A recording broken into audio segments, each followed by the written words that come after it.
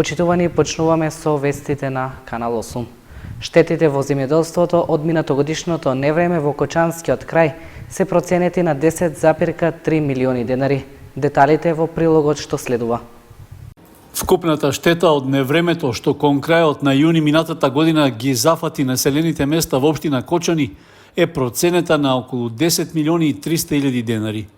Според пријавите што граѓаните ги доставиле до Општинската комисија за процена и утврдување на висината на штетите од природни непогоди и други несреќи, околу 70% од сумата е директна штета на земјоделските насади предизвикана од обилните врнежи од град.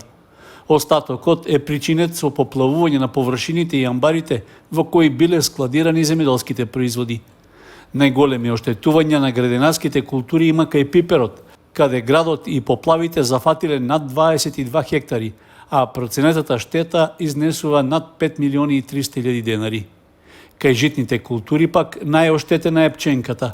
При тоа на повеќе од 50 хектари штетата изнесува над 3 милиони и 100 илјади денари. Оштетувања има и кај лозовите насади и овошките, но и кај оризот, која, иако е култура што бара вода, поради поплавување на површините предизвикана е штета од околу 250 илјади денари.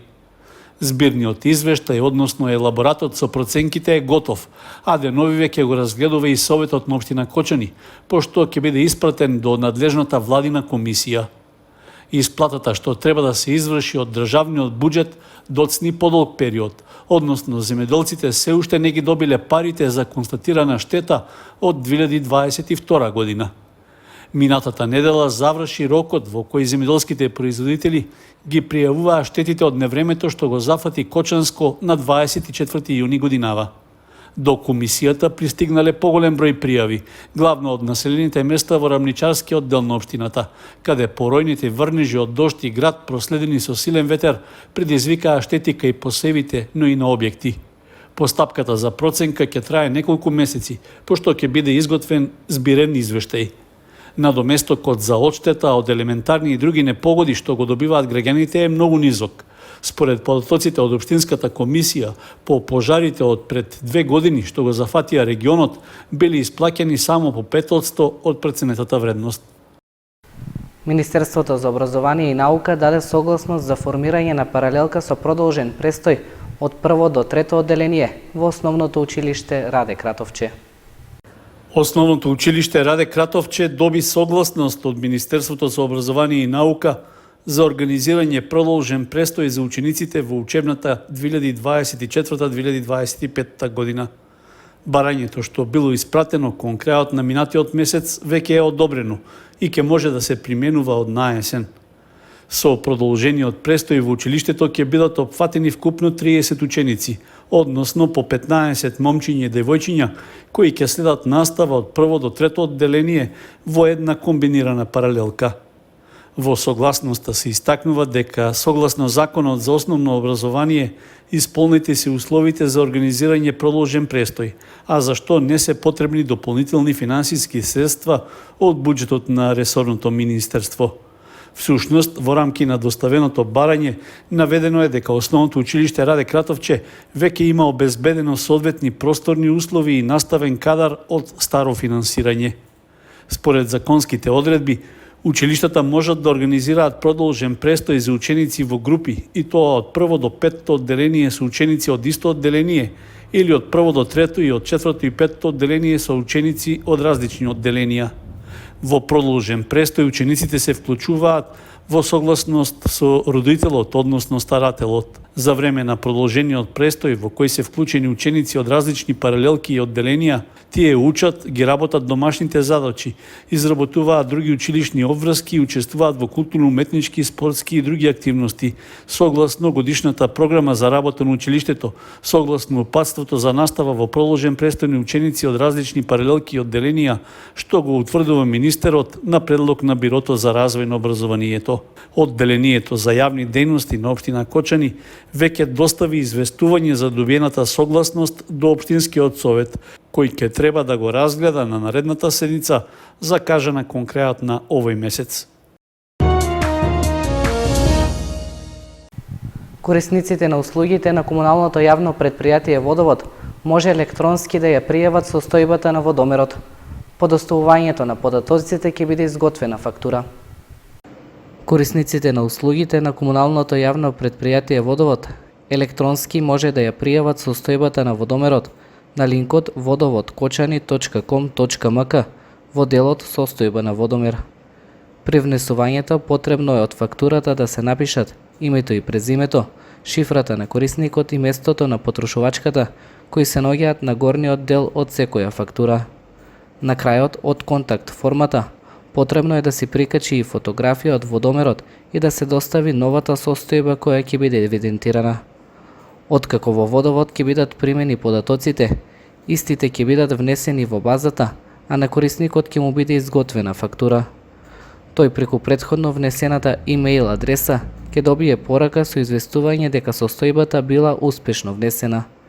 Инаку, на корисниците на услугите на комуналното јавно предпријатие Водовод им е возможено и онлайн да ја платат сметката за вода. Исто така, на веб страницата достапни се барањата за воведување на нов корисник, за корекција на податоци, за интервенција за нов приклучок на водоводната мрежа, како и многу други. Доколку граѓаните имаат потреба, тие треба да го испечатат барањето кој им е потребно, да го пополнат, подпишат и да го предадат во соодветните служби на комуналното јавно предпријатие Водовод. Според планот се одвиваат градежните активности за изградба на локалниот пат Зрновци-Мородвис. Средствата за реализација на проектот се во висина на 20 милиони денари од Светска банка, а се имплементираат преку Министерството за транспорт и врски. Локалната самоуправа на Зрновци продолжува со градежната офанзива за оваа година. Според подготвениот план се одвиваат работните активности за изградба на локалниот пат Зрновци-Мородвис, што е во должина од 2400 метри. Средствата за реализација на проектот се во висина на 20 милиони денари, кои се заем од Светска банка, а се имплементираат преку програмата Поврзување со локални патишта и улици на Министерството за транспорт и врски. Изведувач на градежните активности е фирмата Ескаватори МК од Скопје, при што до крајот на октомври треба целосно да ги комплетира работите. Со изградбата се олеснува пристапот до земјоделските површини, транспортот на земјоделските производи, а поставени се и пропусни канали за наводнување долж овој патен правец. Инаку во Зрновци изминатиот период градежни активности се реализираа и на улиците Филе Ристов, Никола Карев и Линденска и Генерал Апостолски. Исто така, поставена и нова секундарна водоводна линија во Маренско и Босилеградско мало.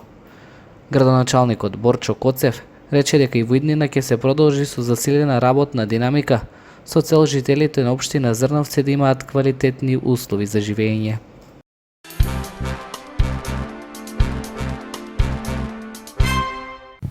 Преку проект на Германското Министерство за надворешни работи, членовите на доброволното противпожарно друштво од Кочани ќе добијат дигитален репетитор за комуникација. Со тоа се овозможува навремено да реагираат во случај на настанат пожар. Членови на доброволното противпожарно друштво од Кочани потпишаа договор за донација на дигитален репетитор со голем опсег, кој значително ќе олесни комуникацијата и координациите при делување на терен со амбасадорката на Германија во Македонија, Петра Дрекслер.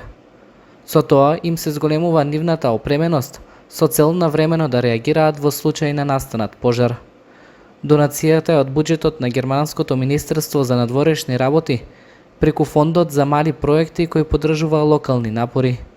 Инаку, минатата година, германската амбасада во Македонија со проект на кочанските доброволци обезбеди опрема како што се противпожарни чизми, потопни пумпи, млазници, дишен дрегер, радиостаници, моторни пили и контејнери за отпад.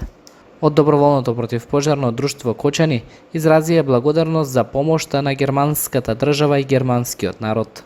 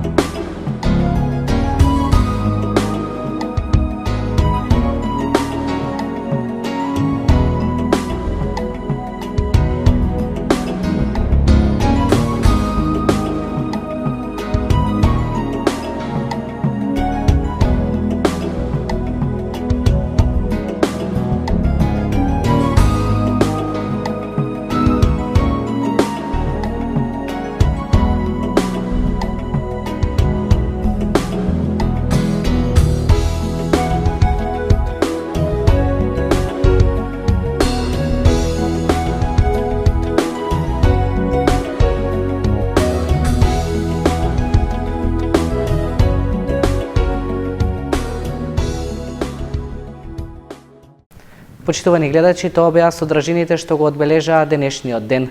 Дел од нив може да видите на нашата официјална веб страница kanal8.mk. Довидување.